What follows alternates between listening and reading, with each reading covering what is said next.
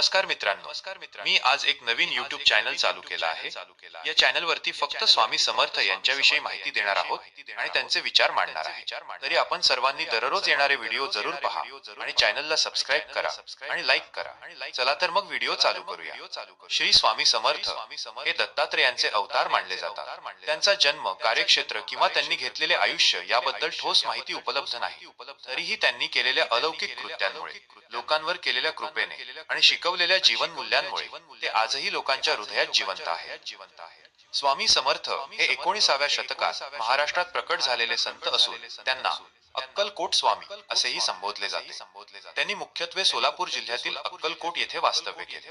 अक्कलकोटमध्ये त्यांनी जवळपास 22 वर्षे धर्मोपदेश दिला व लोककल्याणाचे कार्य केले। त्यामुळे अक्कलकोट हे ठिकाण आज स्वामी भक्तांसाठी पवित्र तीर्थक्षेत्र बनले आहे। त्यांच्या व्यक्तिमत्वात अपार तेज, करुणा, परोपकाराची भावना आणि आध्यात्मिक सामर्थ्य होते। स्वामींनी जात पात, धर्म, संप्रदाय यांचे भेद दूर करून सर्वसामान्य जनतेला भक्ती, सदाचार आणि दया यांचा संदेश दिला। त्यांच्या शिकवणीचा सार असा होता की माणसाने परमेश्वरावर पूर्ण श्रद्धा ठेवावी आणि कर्ममार्गाने जीवन जगावे। त्यांनी भक्तांना नेहमी सांगितले की भिऊ नकोस, मी तुझ्या पाठीशी आहे। हा त्यांचा शब्द भक्तांना आत्मविश्वास देणारा ठरला। स्वामी समर्थांनी अनेक भक्तांचे दुःख दूर केले, आजार बरे केले, संकटातून तारले। लोकांच्या हृदयातील शंका, भीती आणि असुरक्षितता त्यांनी सहज नष्ट केली। त्यामुळे ते भक्तवत्सल म्हणून ओळखले गेले। त्यांच्या कृपादृष्टीने अडचणीत सापडलेला माणूस उभारी घेऊन पुन्हा नव्याने जीवन जगू लागला। अक्कलकोटमध्ये स्वामींनी दाखवलेले दैनंदिन जीवन अत्यंत विलक्षण होते। कधी ते समाधीस्थ बसत, कधी भक्तांसोबत गप्पा मारत, तर कधी उपदेश करत। त्यांच्या वाणीतील साधेपणा पण त्याचबरोबर खोल अर्थ लोकांना भावून जात असे।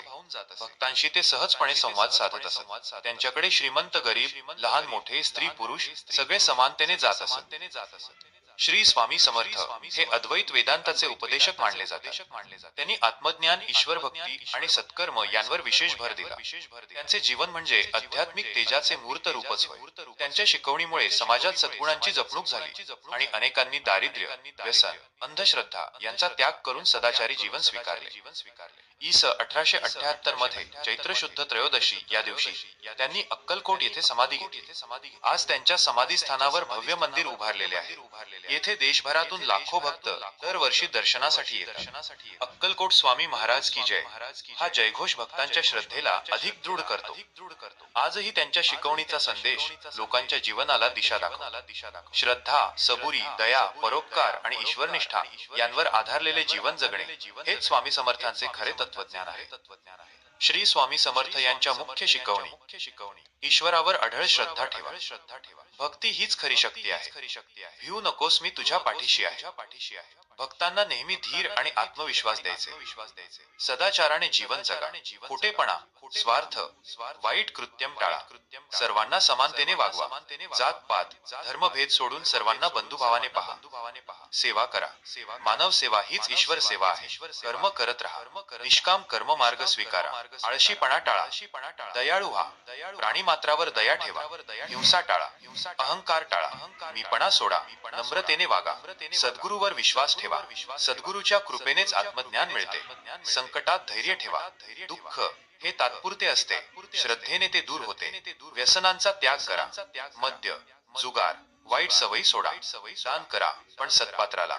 चुकीच्या ठिकाणी दान केल्याने अनिष्ट परिणाम होऊ शकतात। साधेपणा स्वीकारा। भपकेबाजपणा टाळा। साधे जीवन जगा। स्मरण करा। नामस्मरणाने मनशांती आणि आत्मिक समाधान मिळते। प्रत्येकावर कृपा करा। लहान मोठ्या सर्वांना आपुलकीने वागवा। व्हिडिओ कसा वाटला कमेंट मध्ये नक्की सांगा आणि कमेंट मध्ये श्री स्वामी समर्थ नक्की लिहा, 1 3 5 7 अशा विषम संख्यामध्ये। जय श्री स्वामी समर्थ।